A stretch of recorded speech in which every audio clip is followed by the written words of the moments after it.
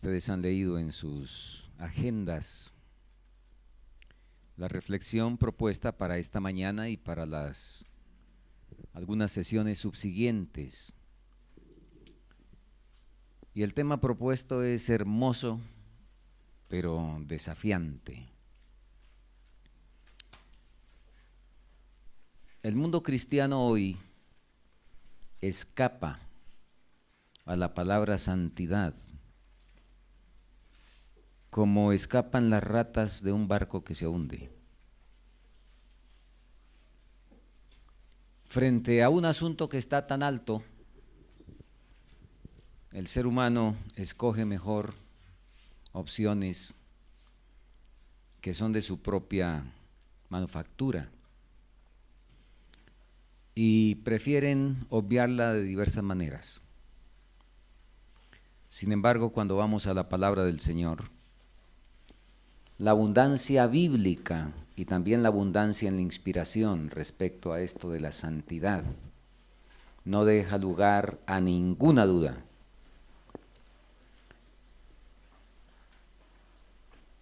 Quizá del Salmo 29 y el versículo 2 es donde tomamos la idea para el título general de esta sesión. Dad a Jehová la gloria debida a su nombre, adorad a Jehová en la hermosura de la santidad. Hermosura o belleza de la santidad. Aquí encontramos un imperativo en relación con este aspecto. Y no es el único lugar. Como ya dijimos, hay una abundancia bíblica extraordinaria. Y vamos solamente a mirar otros dos pasajes que están dados en la misma conjugación. En Primera de Pedro, el capítulo 1 y el versículo 16, nos dice el apóstol: porque escrito está, sed santos como yo soy santo. Hemos leído dos imperativos, ¿verdad?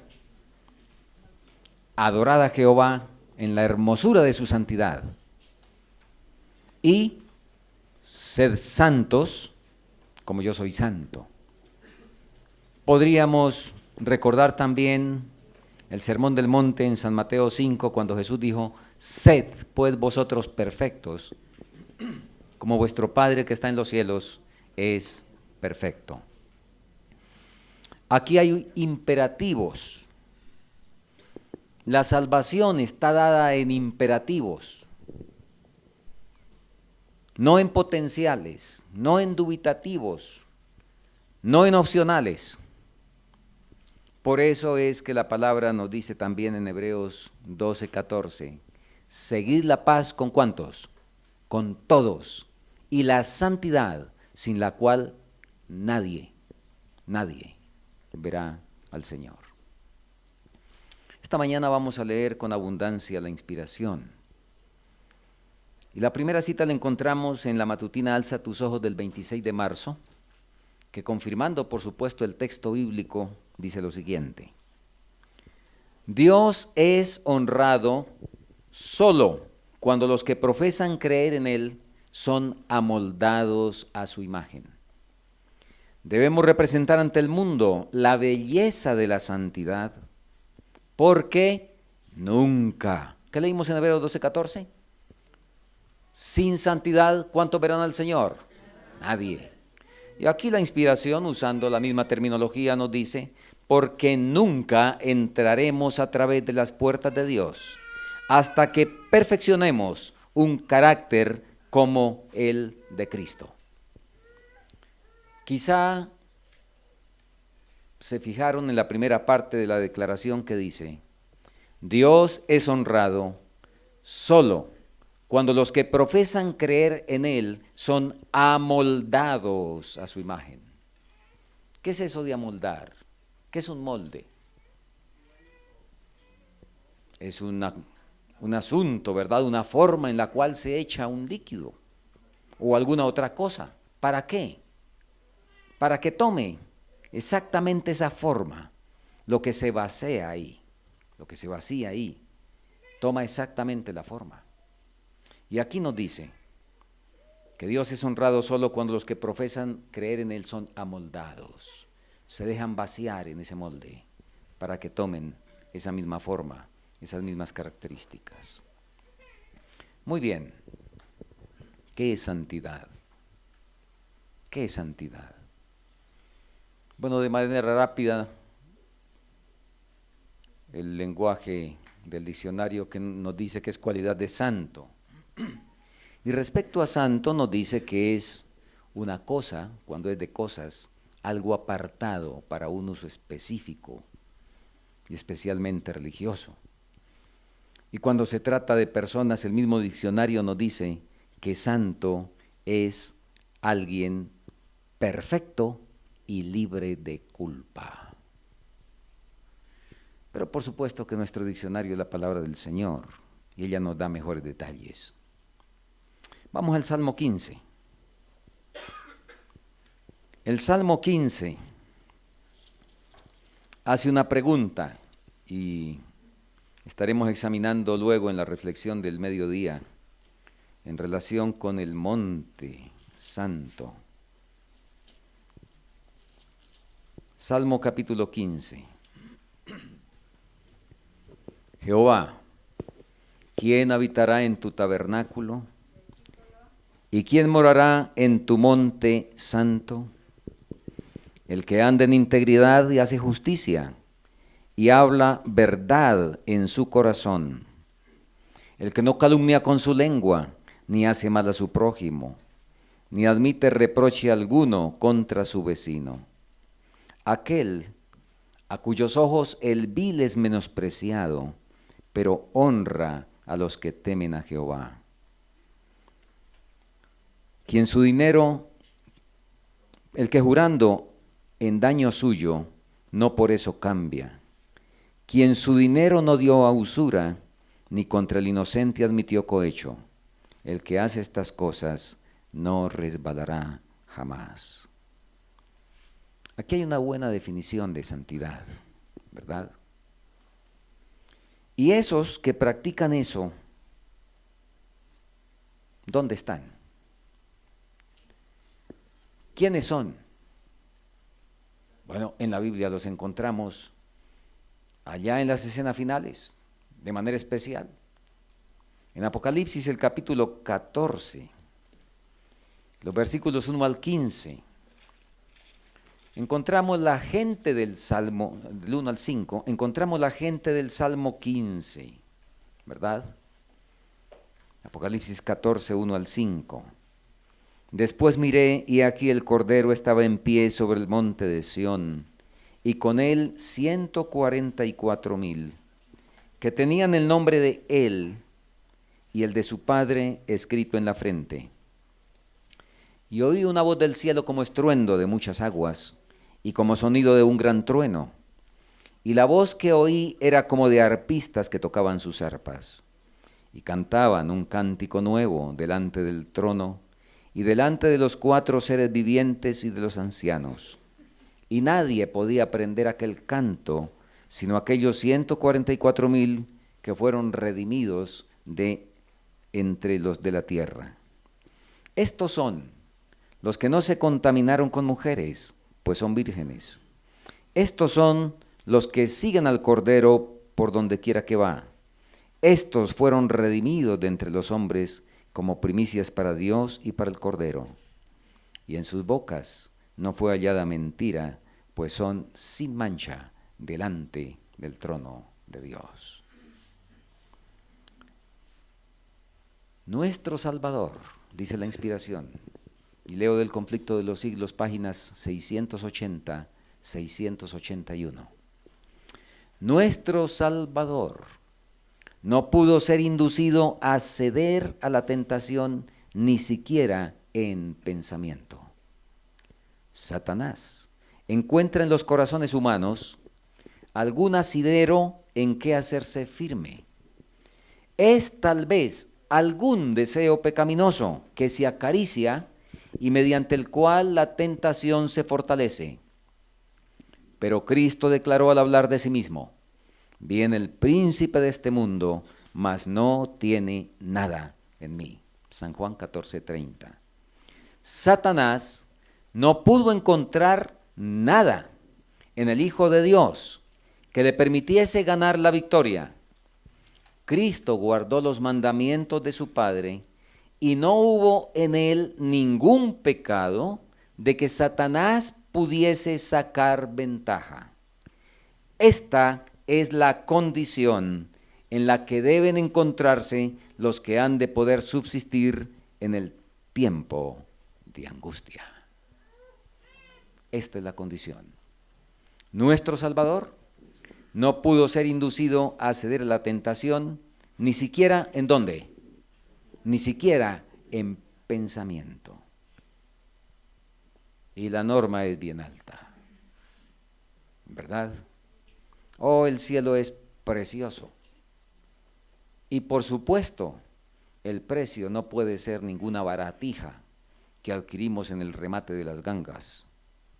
Por eso es que la norma es la mente de Cristo. Y él no pudo ser inducido a la tentación ni siquiera en pensamiento, y esta es la condición en la que deben encontrarse los que han de poder subsistir en el tiempo de angustia. No sé cuántos de los que estamos aquí hemos pensado en el tiempo de angustia, no sé. Y no sé si hemos pensado que nos puede ocurrir en nuestros días, ¿verdad? Durante nuestra vida, no sé. Y no sé si nos hemos quizá asustado, pero sin resultados positivos y sin que ese temor nos lleve a tomar las medidas apropiadas para poder estar libres de temor, como nos dice el apóstol Juan. Yo no sé. Pero el verdadero amor echa fuera el temor. Y hay un aspecto que quiero de manera especial llamar la atención, ya lo he mencionado, es esto de que ni siquiera en pensamiento.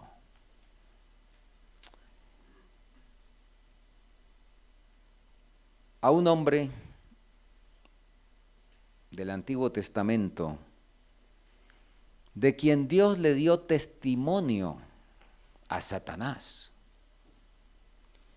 y lo colocó como ejemplo de lo que era un verdadero cristiano. Ese hombre que Dios lo definió, ¿recuerdan cómo lo definió? ¿No has considerado, mi siervo Job, que no hay otro como él en la tierra, varón perfecto y recto, temeroso de Dios y apartado del mal? Ese varón perfecto y recto, según el testimonio de Dios, le faltaba, sin embargo, avanzar en el camino de la santidad. Y ustedes recuerdan que frente a la prueba y junto con declaraciones que deberían mover nuestro corazón en admiración y mejor todavía en imitación, él dijo: no entiendo por qué me está torturando. Si yo he sido padre del huérfano, esposo de la viuda, he atendido la necesidad del prójimo, en fin, examinaba su vida, no encontraba asuntos en los cuales estuviera fallándole al Señor. Y ustedes recuerdan, nosotros estamos en mejor condición de Job para entender el sufrimiento. Recuerden que Job creía que era Dios el que le había mandado todo eso. Y era la forma como Dios le pagaba ahora su fidelidad. Sin embargo, ¿qué dijo? Aunque me matare, ¿qué? En él esperaré. Y yo sé que mi Redentor vive y al fin se levantará sobre el polvo. Y aún después de deshecha esta mi piel, en mi carne he de ver a Dios. Pero con todas esas declaraciones y acciones impresionantes de fe, sin embargo, todavía le faltaba a ese varón perfecto y recto subir un poco en la escala de la santidad. Y junto con esa fe, tuvo algunos momentos, ustedes lo recuerdan, de expresiones de desesperación. Y Dios lo entendió. Y es muy interesante. Cuando ustedes leen el libro de Job, encuentran que en medio del dolor, en medio de ese divieso maligno, Job en algunos casos cuestiona a Dios y dice, me gustaría ir hasta la silla, ¿verdad? Y los amigos son los que defienden a Dios. Y al final encontramos una sorpresa. A los que lo defendieron, Dios les dice, no habéis hablado de mí lo recto como mi siervo Job. Vaya y díganle a él, a ese que ustedes han acusado, y que aparentemente me ha cuestionado y me ha enfrentado, díganle que ore por ustedes, porque a él lo oiré, pero a vosotros no. Y él orará por vosotros, y yo lo escucharé a él, para no trataros afrentosamente. ¡Qué Dios! ¡Qué Dios que ve el motivo, pero que no deja pasar por alto lo que todavía falta! Porque a Job le faltaba crecer un poco más, como sin duda nos falta crecer a por lo menos un servidor de los que estamos aquí. Y ahora el Señor le dice, de una manera especial, le hace un reto, y cuando abrimos la palabra en el capítulo 38 de Job, encontramos que el Señor le dice, ahora, alístate, ahora, ciñe como varón, ¿qué?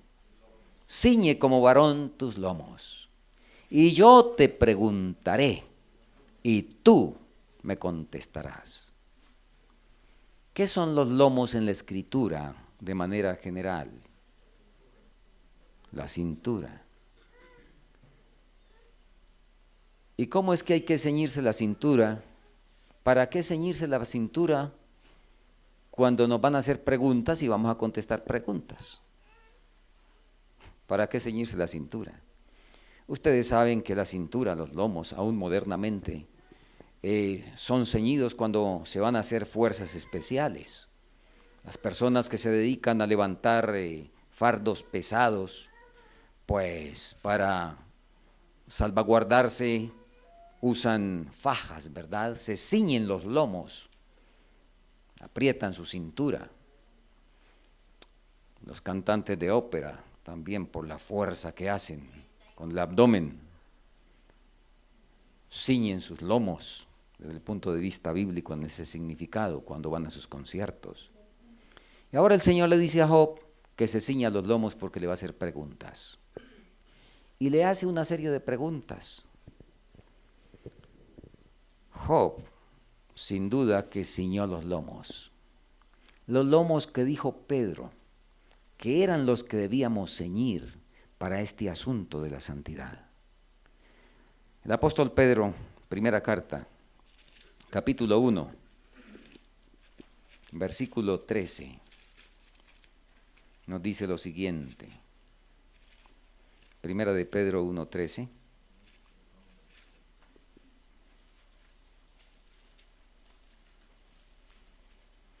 Por tanto, ceñid los lomos de vuestro entendimiento, sed sobrios y esperad por completo en la gracia que se os traerá cuando Jesucristo sea manifestado.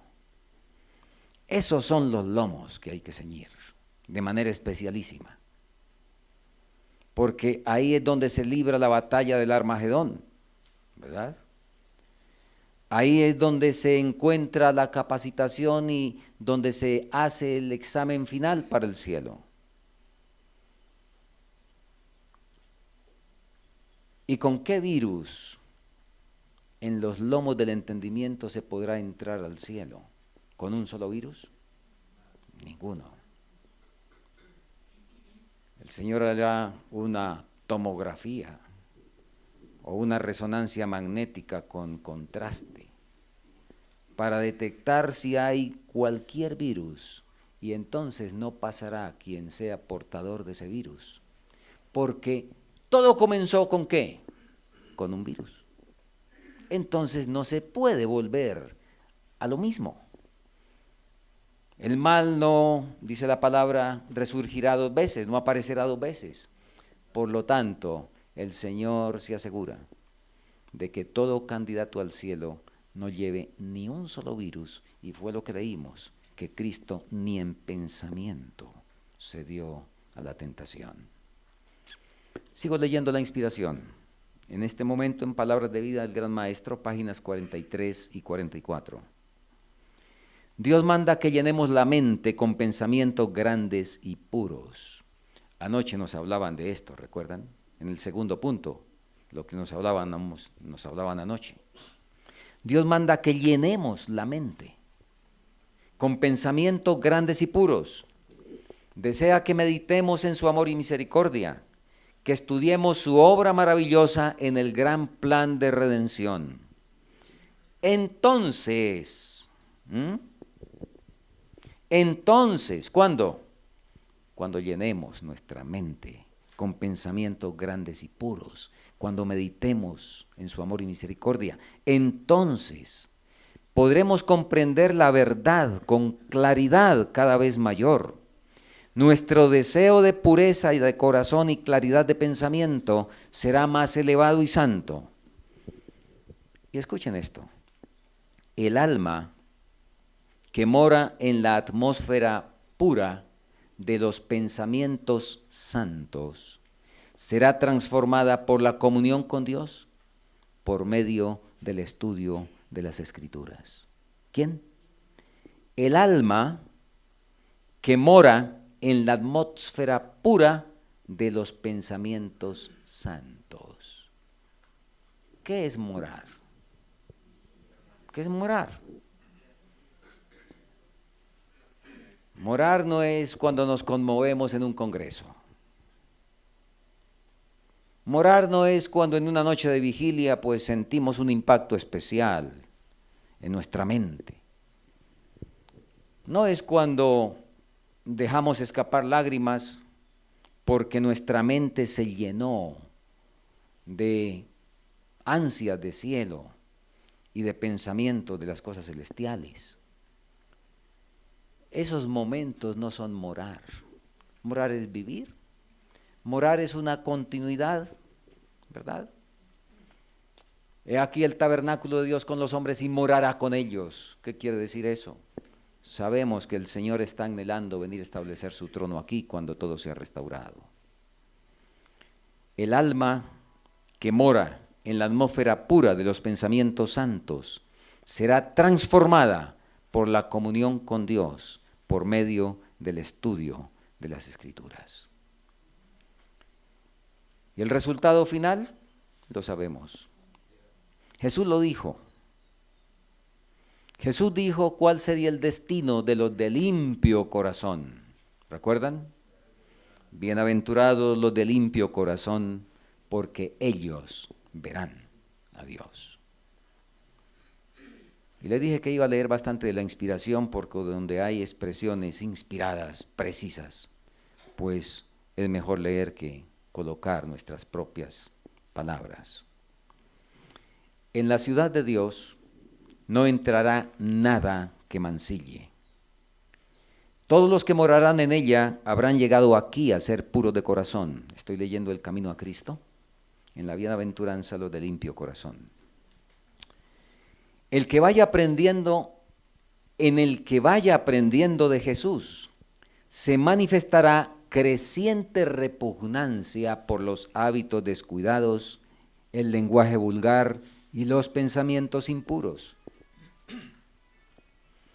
Cuando Cristo viva en el corazón, habrá limpieza y cultura en el pensamiento y en los modales. Pero las palabras de Cristo, bienaventurados los de limpio corazón, tienen un significado mucho más profundo. No se refiere únicamente a los que son puros según el concepto del mundo, es decir, exentos de sensualidad y concupiscencia. Interesante. Generalmente lo asociamos con eso, ¿verdad? Pero cuando Jesús dijo bienaventurados de limpio corazón, estamos leyendo, no se refiere únicamente a los que son puros según el concepto del mundo, es decir, que están exentos de sensualidad y concupiscencia, sino a los que son fieles en los pensamientos y motivos del alma, libres del orgullo y del amor propio. ¿Y libres de eso en dónde?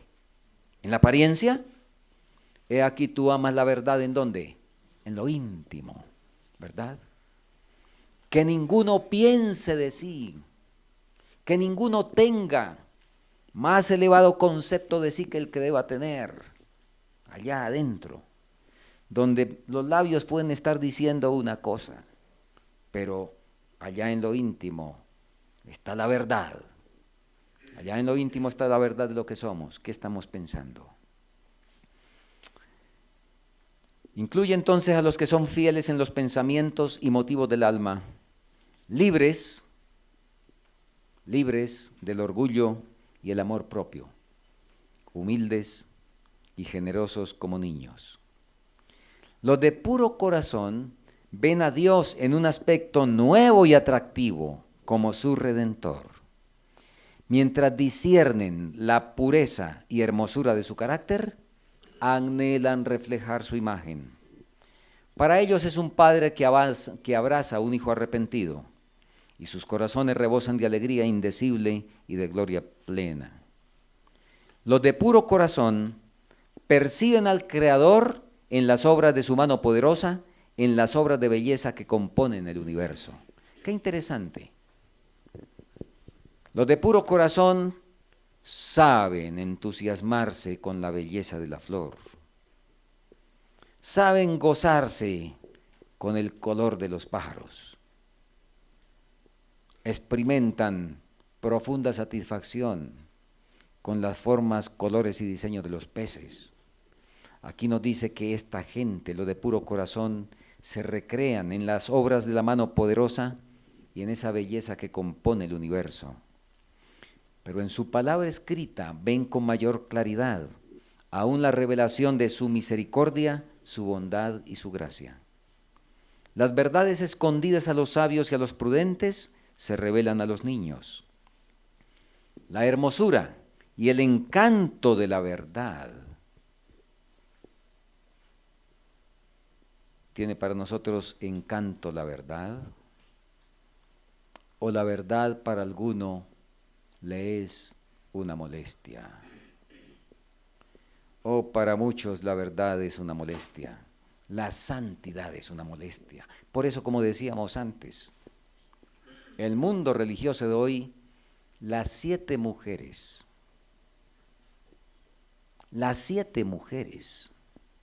de manera general, recuerden las 7 mujeres de Isaías 4:1, las 7 mujeres le sacan el cuerpo a la santidad, ¿verdad? Aquí nos dice que la hermosura y el encanto de la verdad son apreciados por quienes realmente permiten al cielo un nuevo o un puro corazón, nuevo por supuesto también. Y ellos, movidos por un espíritu sencillo como el de un niño, desean cumplir y conocer la voluntad de Dios. Discernimos la verdad cuando llegamos a ser participantes de la naturaleza divina. En nuestra próxima sesión veremos algo más de esto. ¿Cuándo es que realmente conocemos en lo que el profeta Ezequiel dijo, el diseño de la casa? Los de limpio corazón viven como en la presencia de Dios durante los días que Él les concede aquí en la tierra, y lo verán cara a cara en el futuro e inmortal estado, así como Adán, cuando andaba y hablaba con Él en el Edén. Ahora vemos por espejo oscuramente, mas entonces veremos cara a cara. Y una declaración adicional en la matutina Alza tus ojos del 26 de marzo nos dice lo siguiente: si nosotros, con confianza en Dios, nos esforzamos por lograr la santificación, la recibiremos. Entonces, como testigos de Cristo, daremos a conocer lo que la gracia de Dios ha producido en nosotros. ¿Quiénes? Los que con confianza en Dios se esfuercen. Pero se nos dice también que eso será solamente un remanente. Y leo de Alza tus ojos el 8 de diciembre. El remanente que purifique sus almas por la obediencia a la verdad, se fortalecerá mediante este proceso de prueba y mostrará la belleza de la santidad en medio de la apostasía. Y cuando habla de apostasía, ¿a quiénes se referirá? ¿Hablamos de apostasía de alguien que nunca ha hecho profesión de fe? ¿Cabe ahí la expresión apostasía? ¿En dónde es que cabe la expresión apostasía? En todo el que haya hecho una profesión de cristiano, el que haya hecho una profesión de servir al Señor y de obedecer su palabra. Habrá un remanente que purificará sus almas por la obediencia a la verdad y mostrará la belleza de la santidad en medio de la apostasía. De ese remanente Cristo dice, en las palmas de las manos te tengo esculpida. Su memoria será eterna. Ahora necesitamos esa fe viviente. Déjeme hacer algunas cortas reflexiones de este asunto del remanente que purifique sus almas por la obediencia a la verdad. Ustedes conocen de memoria el texto de Apocalipsis 12:17, que nos dice, entonces el dragón, ¿qué pasó? ¿Contra quién se llenó de ira? ¿Y se fue a hacer guerra contra quién? Contra el resto de la descendencia de ella, los cuales guardan los mandamientos de Dios y tienen el testimonio de Jesucristo. ¿Contra quién es la guerra del dragón? No con la mujer, no con la mujer. Y a ver si colocamos aquí algunas reflexiones. Ustedes saben que desde el punto de vista histórico, ¿verdad? En el desenvolvimiento histórico de la profecía, este remanente de la mujer, pues es el pueblo adventista que se formó para 1844 y que era parte de la descendencia de la mujer. La mujer, que históricamente hasta ese momento lo habían sido las iglesias evangélicas que surgieron con la Reforma, tuvieron descendencia. Y por el mismo tiempo que apareció la iglesia adventista, aparecieron otros grupos como los testigos de Jehová y como los mormones, para citar otros dos. Ellos formaban parte históricamente en la profecía, ellos formaban parte de la descendencia de la mujer. Pero de esa descendencia hubo un remanente que decidió guardar los mandamientos de Dios y recibir y aceptar y recibir ese don de Dios, el testimonio de Jesucristo. Bien, esa es la historia profética. Y en la escatología, ¿cómo aplicamos esto? En nuestro tiempo final, ¿cómo es que se aplica esto ahora? Interesante, qué hermoso que la palabra del Señor es viva y eficaz, y la palabra del Señor fue ayer, es hoy y será mañana. Entonces el dragón se llenó de ira contra la mujer. Y vamos a decirlo de una manera clara. Por supuesto que el enemigo está airado a nivel de pueblo adventista porque la mujer tiene la teoría de la verdad y el diablo odia la teoría de la verdad. El diablo odia la verdad doctrinal, porque obviamente la verdad doctrinal es la que nos enrumba, ¿verdad? Pero,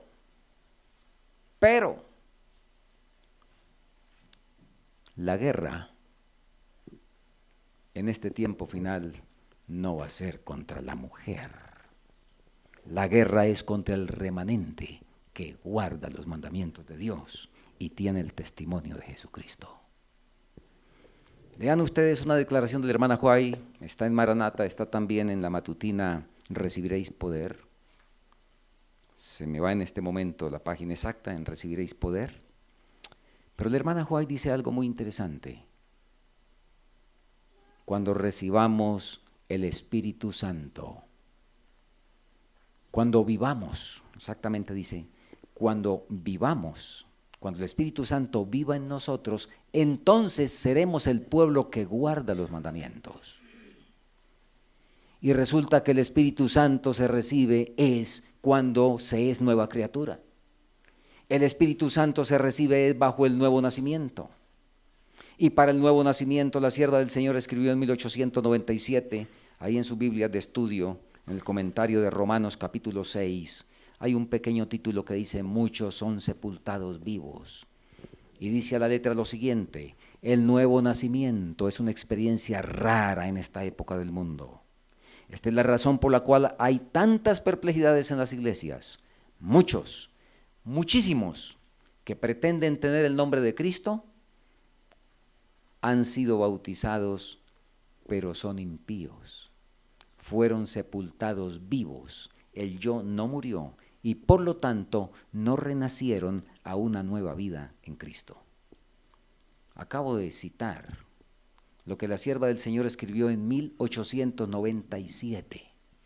Y ella dijo, hablando de nuestro medio, el nuevo nacimiento es una experiencia rara en esta época del mundo. Y hoy con las grandes ayudas que tenemos para la santidad, como el cine, como la televisión, el celular, toda esta tecnología de punta, hoy sí no debe ser rara. Y hoy que tenemos una moda que ayuda más que en 1897, ¿qué les parece? Espero que me estén siguiendo en la ironía que estoy haciendo en este momento, ¿verdad? Si en 1897 con una sociedad de moda victoriana, para hablar en esos aspectos, y sin los avances tecnológicos que pueden servir y de hecho sirven y bien usados pues son una gran ayuda para el Evangelio, pero que por cada uso bueno, cuántos usos perversos hay de la tecnología. Entonces, ¿cómo será el nuevo nacimiento hoy? Así es que creo que es también bastante raro. Y por eso la sierva del Señor dijo, es cuando hayamos recibido ese Espíritu Santo que se recibe con la entrega de la voluntad, que seremos el pueblo que guarda los mandamientos, ¿verdad? Y el dragón, por eso es, porque, al igual que en la historia de Israel, en toda época de la historia de Israel, ¿cuánto fue el remanente fiel? ¿Cuánto fue el remanente fiel cuando salieron de Egipto? De los espías, de los 12, ¿cuál fue el remanente fiel? En tiempos de Elías, por lo menos 2 millones, hablando de hombres en Israel, ¿cuántos era el remanente fiel? 7,000. En toda época de la historia. Ese es el remanente que recibe la guerra final. La Biblia usa la terminología en Efesios cuando dice que Cristo va a presentarse una iglesia sin mancha, sin arruga, sin cosa semejante. Y la Biblia habla de iglesia. Pero habla de iglesia no en el contexto que estamos nosotros acostumbrados a conceptuar, de un ente. No en esos términos habla la Biblia al decir iglesia sin mancha y sin arruga, sino habla en los términos en que Elena de Huay, cuando habla de esta situación final, de la guerra final, contra el remanente que guarda los mandamientos de Dios, ustedes lo han leído. Elena de Huay en El conflicto de los siglos dice, usando términos más aplicados a nuestra realidad, lo que va a ser perseguido no es una iglesia, sino una secta aborrecida.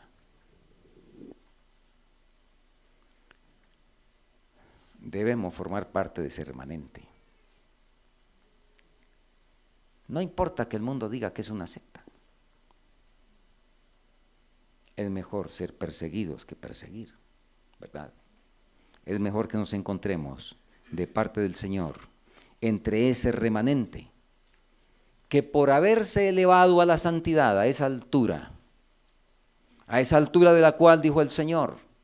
Interesante el texto de Isaías 57:15, así dijo el alto y sublime, el que habita en la eternidad y cuyo nombre es el Santo. Yo habito en la altura, una altura por allá, a millones de años luz, ¿verdad? Pero él dijo que también había una altura aquí en la tierra. Y él habita en las alturas, en la de allá arriba y en la de aquí abajo, que también él la considera altura, la altura del corazón humilde. Oh, él le dijo a Jeremías en el capítulo 33, versículo 3, clama a mí, y yo te responderé y te enseñaré ¿qué? Cosas grandes y ocultas que tú no conoces. ¿A qué se refería el Señor? ¿Se refería a las galaxias, a las constelaciones, a los cuásares, a los agujeros negros? ¿Esas eran las cosas grandes que él decía? ¿Y cuáles eran las ocultas? Lo que no alcanza a ver nuestra vista, la célula, el átomo, los virus, ¿todo eso? No. Interesante que el Señor le dice eso a Jeremías cuando está en el patio de la cárcel. ¿Qué cosa grande se puede aprender en una cárcel si vamos a hablar de asuntos que valgan la pena en este mundo? La cárcel es la peor escuela que puede existir, ¿verdad? De maldad y de todo lo perverso. Y Jeremías estaba en el patio de la cárcel y el Señor le dice, clama a mí y yo te responderé y te enseñaré cosas grandes y ocultas que tú no conoces. Hemos citado una en Isaías 57. Y Juan el Bautista se elevó a otra altura. Ustedes lo han leído en el Deseado de todas las gentes. En el capítulo La voz que clama en el desierto, dice, mirando por fe al Redentor del mundo, Juan se elevó a la altura de la abnegación. ¿Qué alturas? Esas son alturas que tú no conoces, que yo no conozco, a menos que le hayamos permitido al Señor crear en nosotros un nuevo corazón. Entonces seremos el pueblo que guarda los mandamientos. Entonces seremos el pueblo que se eleva a esa enorme altura de la santidad, que alcanza tanta altura que se puede ver a Dios. Y entonces estaremos listos para que venga lo que venga, podamos decir, he aquí nuestro Dios, te hemos esperado y Él nos salvará. La sierva del Señor dice lo siguiente, al considerar el poco tiempo que nos queda, debiéramos velar y orar como pueblo y en ningún caso dejarnos distraer de la solemne obra de preparación para el gran acontecimiento que nos espera.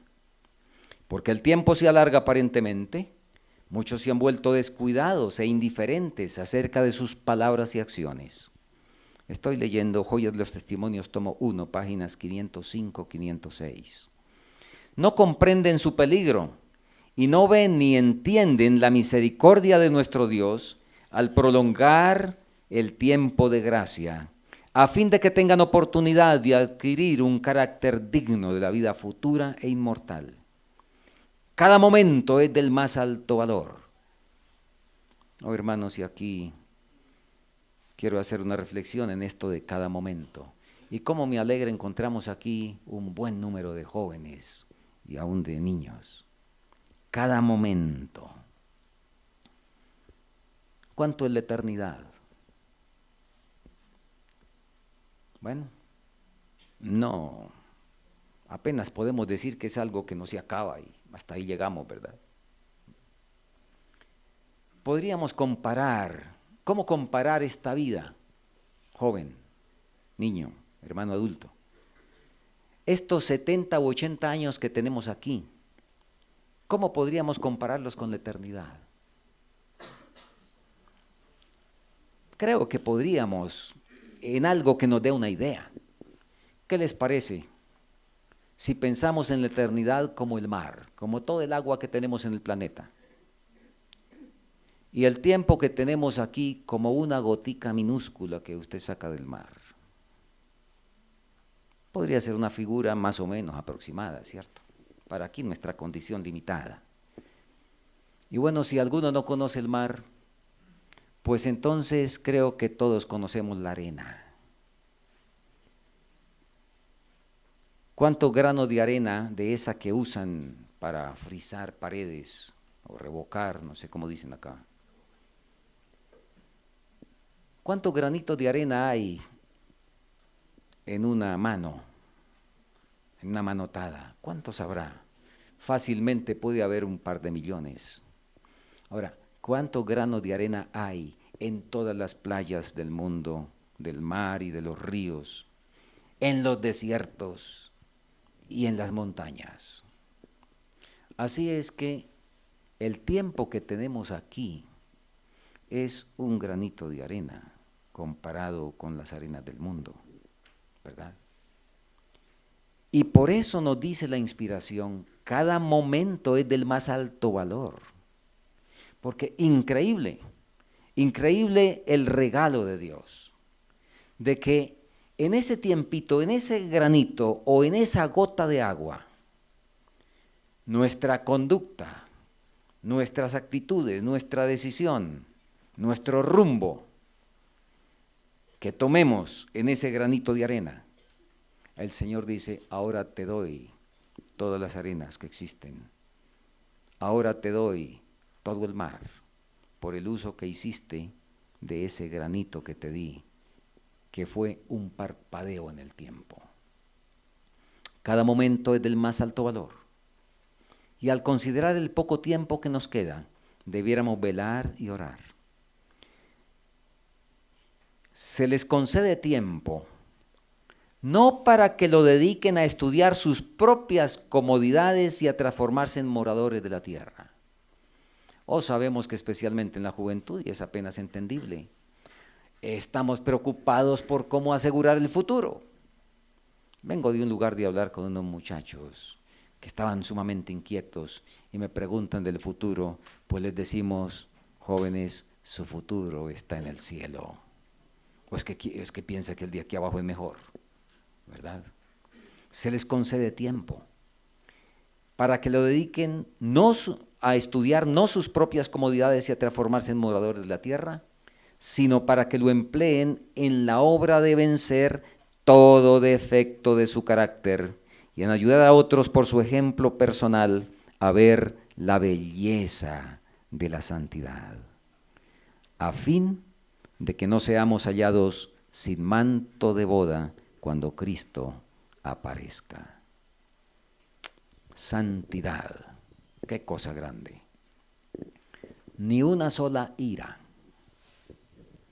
ni un solo pensamiento impuro, ni una sola intemperancia, ni una sola mentira, nada para la satisfacción propia, nada de vanidad, nada de orgullo, nada de autocompasión, nada de egoísmo, ningún pleito, ningún pensamiento tampoco de superioridad. Muy elevado el estado, muy elevado, imposible. Así lo dice el mundo cristiano. Y como cada vez copiamos más al mundo, pues resultamos a veces diciendo lo mismo. Y tenemos razón cuando pensamos en tamaña altura para alcanzarla por nuestras fuerzas. Porque con nuestras fuerzas, si ni siquiera podemos con el vestido, y si ni siquiera podemos con el estómago, ¿cómo vamos a poder con la mente? ¿Verdad? ¿Cómo vamos entonces a poder con la mente? Pero el Señor nos dice, nos ordena, sé santo, como yo soy santo, y sin santidad nadie verá al Señor. Hermanos, no vinimos aquí para desalentarnos, sino para contemplar con objetividad el cielo pero recibiendo una promesa. Y a tiempo que el Señor nos da la orden, sed santos como yo soy santo, y sin santidad nadie verá al Señor, entonces nos dice algo que queremos dejar como pensamiento final en esta mañana. Vamos a Deuteronomio. Y sigan por favor la lectura de esta promesa tan extraordinaria que el Señor nos hace. En Deuteronomio el capítulo 30, y a partir del versículo 11, la palabra nos dice lo siguiente. Porque este mandamiento, ¿cuál es el mandamiento que hemos recibido hoy? ¿Cuál? Sed santos, como yo soy santo. Porque este mandamiento que yo te ordeno hoy no es demasiado difícil para ti, ni está lejos. No está en el cielo, para que digas, ¿quién subirá por nosotros al cielo? Y nos lo traerá y nos lo hará oír para que lo cumplamos. Ni está al otro lado del mar para que digas, ¿quién pasará por nosotros al mar para que nos lo traiga y nos lo haga oír a fin de que lo cumplamos? Porque muy cerca de ti está la palabra en tu boca y en tu corazón para que la cumplas. Oh hermanos, no está arriba en el cielo, no está al otro lado en el mar. ¿En dónde está? Está aquí. Y el Señor nos trajo para examinar su palabra y para que la cumplamos. Y Él nos dice, este mandamiento que yo te ordeno hoy no es difícil. Y nos da la clave para que no sea difícil.